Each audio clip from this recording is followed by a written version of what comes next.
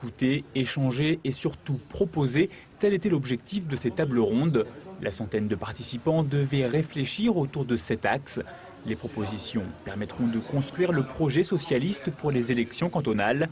Cette initiative porte un nom, la démocratie participative. Ce type d'action, parfois qualifié de démagogique, peut laisser sceptique. Mais ici, il semble bien que ces échanges entre élus et forces vives du département débouchent sur du concret.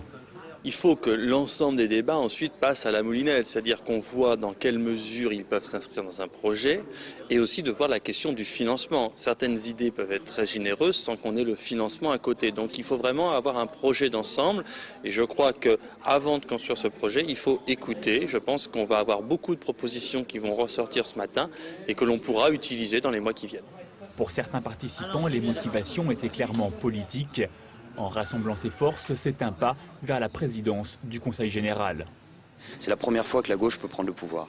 Donc c'est la première fois qu'on pourrait vraiment avoir une importance décisionnelle.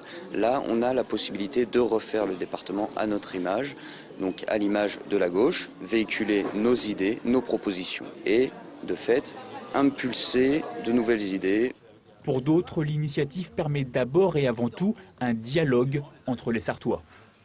Peut-être que l'idée, c'est effectivement d'essayer de rapprocher un peu toutes les zones du département. Les zones, peut-être certaines seraient plus délaissées, se sentiraient plus exclues de ces réflexions.